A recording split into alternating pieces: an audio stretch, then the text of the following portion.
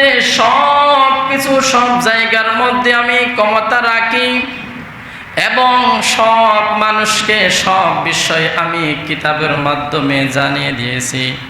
রাসূল আকরাম সাল্লাল্লাহু আলাইহি ওয়াসাল্লাম আমাদেরকে এই কোরআনের মাধ্যমে সব কিছু জানিয়ে দিয়েছে, ঠিক কিনা?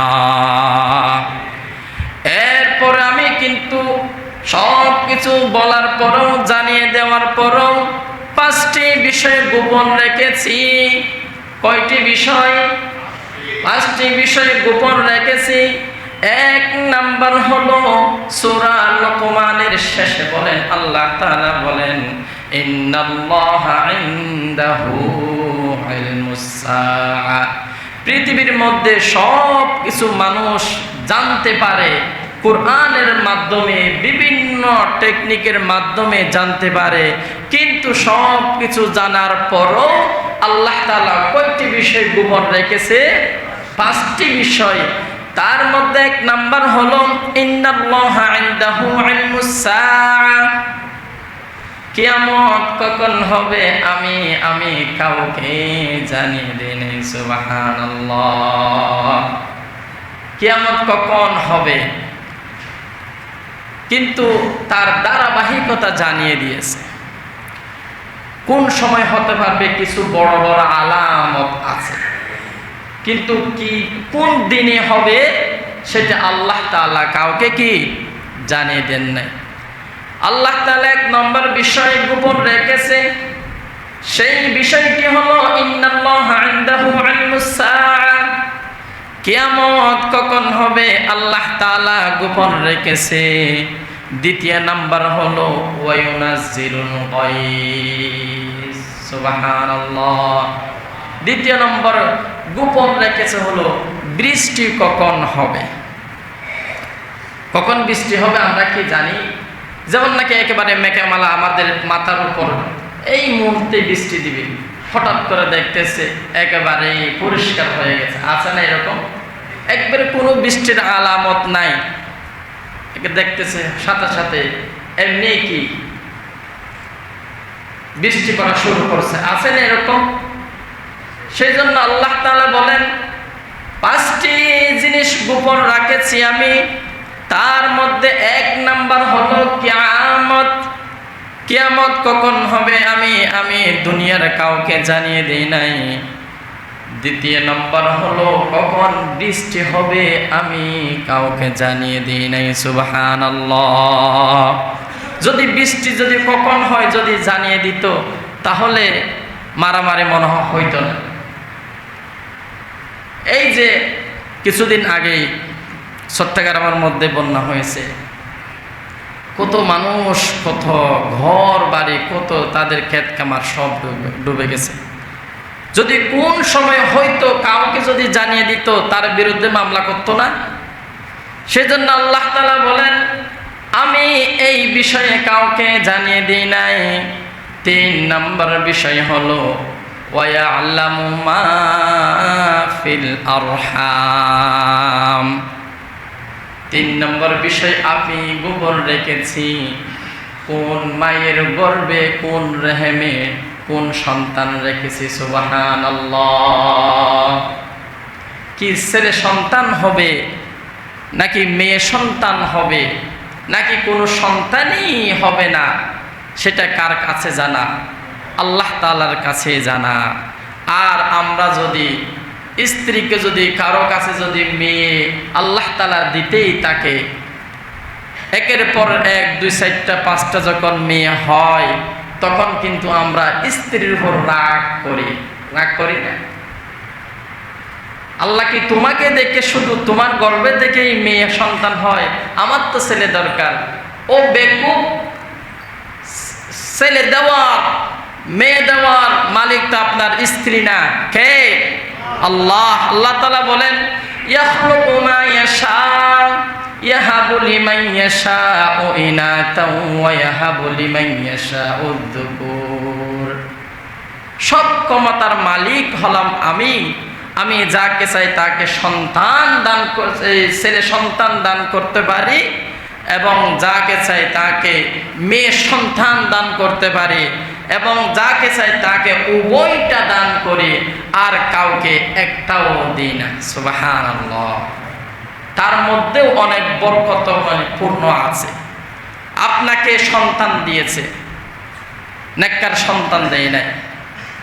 বড় হওয়ার কিছু 12-14 বছর হওয়ার পর থেকে আপনার সাথে বেয়াদবি শুরু করছে, তখন তো বলবে সন্তান হওয়ার চেয়ে না হওয়া অনেক ভালোই। আছে না এরকম? সেই জন্য আল্লাহর কাছে সবসময় দোয়া করবেন। কুরআন মাজিদের একটি দোয়া আছে, রব্বি হাবিলি মিনাস সলিহিন ফাবাশশারনাহু বিগুলামিন হালিম। এই দোয়াটি সব সময় করবেন। হযরত ইব্রাহিম আলাইহিস সালাম এই দোয়াটি করেছিল। সুবহানাল্লাহ। আল্লাহ তাআলার কাছে এই দোয়া করতে করতে এমন একটি সন্তান দান করলো, যেই সন্তান আল্লাহ। এরপরে 4 নম্বর বিষয় গোপন রেখেছে আল্লাহ তাআলা। 4 নম্বর গোপন রেখেছে, ওয়ায়ালামু মা ফিল আরহাম ওয়া মা তাদরি নাফসুম মাযা তাকসিবু গাদা। আপনার আগামীকাল আপনার রিজিক কোথায় আছে? আগামীকাল আপনার রিজিক এই দুহুরের খাবারটা আপনার কোথায় রেখেছে আমরা কেউ কি জানি? ঘরের মধ্যে কত সুন্দর পাক শাক করেছে, আমি মসজিদে আছি, হঠাৎ করে আমার কোনো একটা অ্যাক্সিডেন্ট হয়ে গেছে, ওই খাবারটা কি আমার রিজিকে আছে? অথবা আপনার কোনো এক বন্ধু বলতেছে আসেন আজকে আমার বাসায় আসি, আজকে হঠাৎ করে তোমাকে আগে বলতে ভুলে গেছি, যেহেতু সামনাসামনি হয়েছে আসো আমার সাথে আমার বাসায় আসো, কিন্তু আপনার বাসায় রান্না করেছে। রিজিক হলো এরকম। সেই জন্য আল্লাহ তাআলা বলেন, ওয়ায়ালামু মা ফিল আরহাম ওয়া মা তাদরি নাফসুম মাযা তাকসিবু গাদা। আগামীকাল আল্লাহ তাআলা আপনার রিজিক কোথায় রেখেছে সেই সম্পর্কে আল্লাহ তাআলা ছাড়া কেউ জানে না। সুবহানাল্লাহ। 5 নম্বর গোপন বিষয় আল্লাহ তাআলা রেখেছে, ওয়া মা তাদরি নাফসুম বিআইয়ি আরদিন তামুত। আপনার মৃত্যু কোন জায়গায় রেখেছে একমাত্র আল্লাহ তাআলা ছাড়া কেউ জানে না। সুবহানাল্লাহ। মৃত্যু আল্লাহ তাআলা তো কুল্লু নাফসিন যায়িকাতুল মাউত সুম্মা ইলাইনা তুরজাউন। মৃত্যু হবে, কিন্তু কখন হবে? আজ হবে না কাল হবে, নাকি 1 সপ্তাহ, নাকি 1 মাস, নাকি 1 বছর পর হবে, সেটা কি আমরা কেউ জানি না। আমরা হঠাৎ করে ঈদের সময় যখন বাড়িতে যাই, কত আনন্দ মুহূর্তে তাকে বাড়ির জন্য কত শপিং করে রাখি। যাওয়ার সময় ছেলে বাবাকে বলতেছে, বাবা আমার জন্য ওইটা নিয়ে আসো, আমার জন্য কাপড় নিয়ে আসো। মেয়ে বলে আমার জন্য সুন্দর জামাটা নিয়ে আসো। বাবাও কিন্তু সবার জন্য শপিং করলো। সেই বাস দিয়ে বাড়িতে যাওয়ার সময়, লজ দিয়ে বাড়িতে যাওয়ার সময় রাস্তার মধ্যে অ্যাক্সিডেন্ট হয়ে দুনিয়া থেকে বিদায় হয়ে গেছে। এরকম আছে না? এরকম আছে না?